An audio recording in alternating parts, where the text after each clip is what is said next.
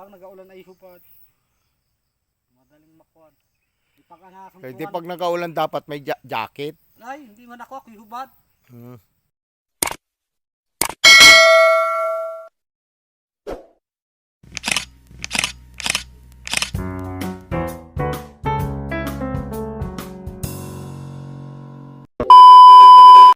Pag naka-jacket naman, madaling lamigin. Oh. Ay paghubad, madaling tagos. Maawa na. Oh. Kita na yung kabila doon. Oh. Bukas, humunta kami dito. Hawa na nito dito. Ano yung gandang videohin niya. Videohan mo muna yung damuhan. Kami ito. Yan. Kaya nga. Ayan o, lago pa ng damo yan o. Hahawanan pa yan. Saka ito. Ito. Ayan o, puro damo pa yan. Kaya ito muna patabas ko. Papunta dun. Para mahawa nito, para ang tabas. Papunta na. Papaybay dito sa bako. Dito kasi pagitan ng lupa namin eh. Yan dyan o. Kaya baybay yan dyan.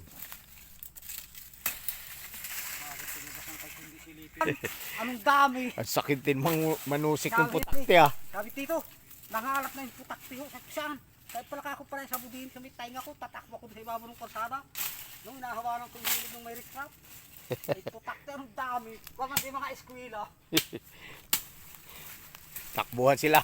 Ay takbuhan, di man alam kung ano yun. Matindi yung tabuan. Ay, talagang. Pag yung tabuan ang dumali sa iyo. Talaga namang ugong. Pag tusik sa ulo yung lagnat man din. Makundi nga putakti. Oo, dati yung putakti nga sa bahay ko dati no, sa may puno ng niyog.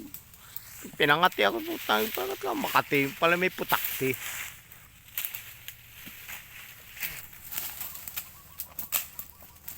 Kasi nakaluloy yan eh, para yung madre kakao. Pinakambako din, madali kayong tumubo yan. Pag ginawa mo bako dyan, nakaluloy na yan, dapat matanggal yan. Oo. Dito ikaw mamaya, paano papagayin, bubutasin muna ito, pupunta ron. Dalawa kayo dyan para. Yan po, di naman tayo makampisa. Pahol hanggang doon sa kwan, baka pagdating din daw, papagayan naman ang ating saknong. Oo, bubutasin muna ito, papaganon.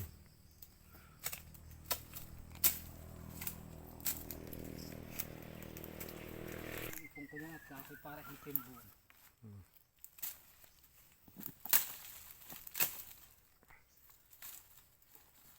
Kawawa na yan dyan, oh.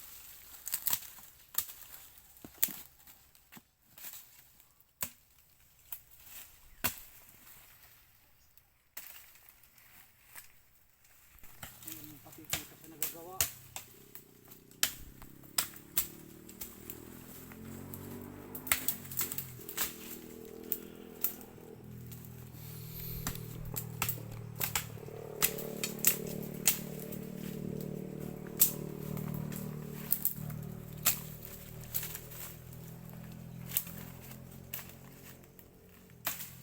Yan mga dyan diretso mo papagayan. Mamatay ko.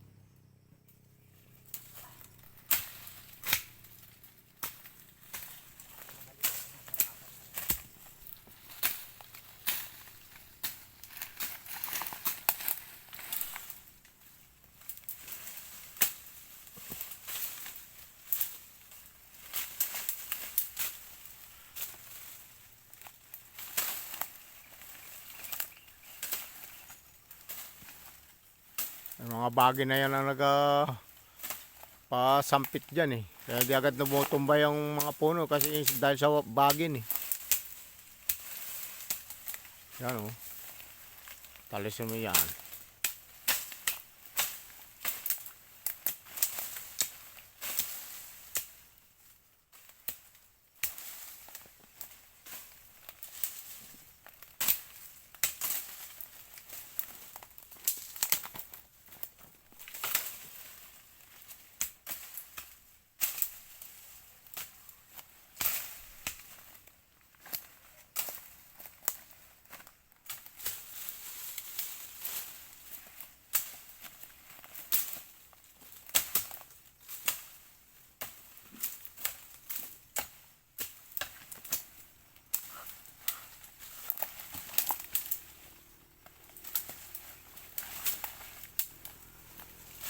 Ah, Awan. Ang mga bahagi na yan na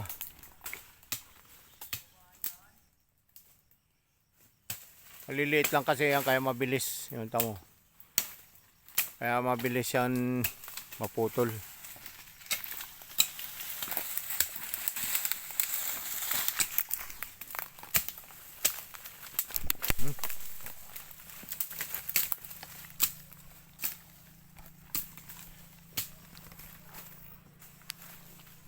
Ari na ang tuod.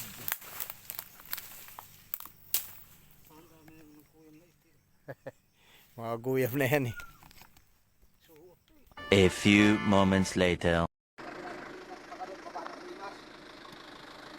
Ilang saging na itinanim mo rito? 110 na yan. 110 na puno? Bukod pa yung mga butas na alagyan. Yan nakatalim na yan. Nasa nga sunod din mamaya yun sa may baba doon ng rimas. Mga siguro yung mga labil din mo pang mailagay. Itong baba na ito? Oh, puno na yan. Ayun sa taas? Anong taas? Ito. Bukas na yan. Ay, ito. Natandang din yan. Oh. May dalawang puno na yan. Yan. Hanggang doon sa taas doon. Alam mo yung pagitan doon? Oo. Inurahakin ni Kuya GC. Ayun, oo, doon. At saka dito yung pababa, pa ganyan. Oo. No? Mahawan din doon. Tinabasan ko rin yun. Sayang pa na yan. Doon, ang parang hindi na doon. Hindi ba ang pinagkaroon ng yun doon. Baba ng pinagbahayan. May karapit ko ni Puyo.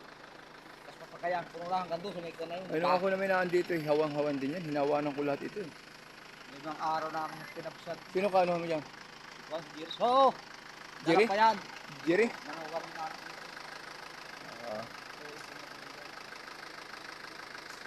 Yung boundary ko. Yung natin po. Tapos natin yung nilagay. Oo. Ang hinakot yung kapit. Alam mo yung natin yung dili. Ako lang yung katulog. Yung napakot ng bilas. Wala yung pag mga puno-puno. Baka ayaw sila ng tulad. Ayan. Ayun. Maawi naman ako sa tulad na tayo napatawag mo. Sa? Sa kanya, gawa ng tulad ng bayang ini. Doon? Ako nakabayang na. Pupunta ron?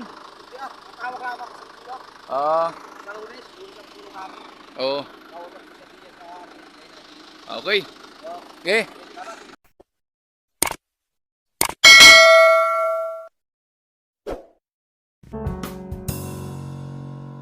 Lazy, it's my life.